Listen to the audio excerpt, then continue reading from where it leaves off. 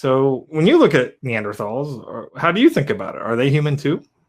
Well, my assumptions are that you've captured the science well. You're not lying to me. I don't need to operate with a hermeneutic of suspicion. So, as I've read your book, to me, the most workable view is to have them human, but not in the image of God. And I'm not saying that that's the right or the only way to think about it, but to me, that seems to be So they're the human, but a most different type of human. right. I'm attracted by your notion that you're drawing, from the science community, that you can define human in different ways.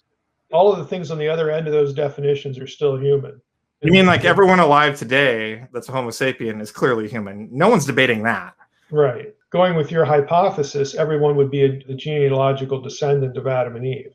So those are important thoughts because I'm a text guy. I prefer my theology to be biblical theology rather than to think theological thoughts. I mean, if we were just going to think theological thoughts, I can give you theological thoughts that would have us be praying to dead people, i.e. saints or something like that. Scripture never teaches it, but you can string together theological thoughts that drive you to this or that conclusion. I'm not real interested in that because I want to have a high degree of certainty that my theological thought can be tethered to the text in some way. Scripture obviously isn't asking the sorts of questions that we would ask today. There's no passage we can go to where we read out how Scripture thinks about Neanderthals because they didn't really know about Neanderthals. Right. You'd have just as much success, looking for that Scripture passage about electricity or germ theory or microwaves or toilets. There are a whole host of things that Scripture just doesn't address. And so the question, changes to, if these things are true, if they're real, then what can, the biblical text accommodate? In other words, how do we think about the biblical text in an effort to accommodate this truth with this truth over here? And so I do find the notion about different kinds of humans attractive only because I think the alternatives don't work. How does the Bible define a human? How does the biblical text think about that entity, a human being? It requires physical properties and it requires an immaterial nature as well. So collectively, that's a human being. Without the immaterial nature, you'd have a corpse. If you have the disembodied dead, that's not really a human being because it requires embodiment, which interestingly enough, even in the afterlife scenes, everybody's embodied. So there's this sense that you need embodiment to talk about people or a person in biblical thought, even at that level. So that's one thing. I ask myself about the whole imaging concept because in Genesis 1:26. Yeah. What do you mean by the image of God? Right.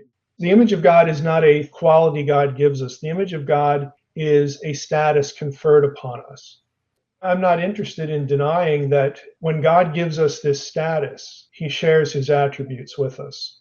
But what I'm against is conflating the image itself with those attributes. So I completely agree that we have these qualities to fulfill the mandate, to fulfill the image. So back up. So what you're saying is that you like the idea of thinking about Neanderthals as humans too, but they're not humans in the image of God. But that's not really a concern for you. Maybe they're equally human-like as us.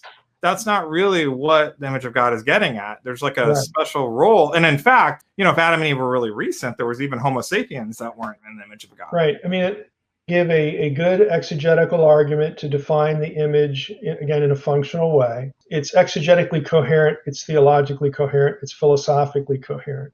But what it means is that we have that talk attached only to Adam and Eve and their descendants, because that's where we get the talk in Genesis 1:26 through 28. And that is talking specifically about the creation of Adam and Eve. So all of the imaging talk applies to them and their genealogical descendants, which goes very nicely with what you're saying. It doesn't rule out that the people outside the garden are human, because I'm not defining the image as any qualitative thing. Okay, outside the garden, they might have abilities and things like this, but they do not have this status. So God steps in, creates Adam and Eve de novo, assigns them a special status. You have Adam and Eve sort of being an elect subset of humanity, which is a very consistent biblical pattern. You have Israel being a subset of the nations and all this sort of stuff. So it actually fits the pattern very nicely. But outside the garden, you would have humans, but they're not imagers. Doesn't mean they're less than human, doesn't mean they're subhuman, because these human conditions, these human abilities are not the image. They are equipment that would accomplish the imaging task, but they were never given the imaging task. Only Adam and Eve and their descendants were given the imaging task. So again, I'm not saying Scripture teaches this, but I am saying that you can look at Genesis 4 to infer that you have populations outside the family of Adam and Eve.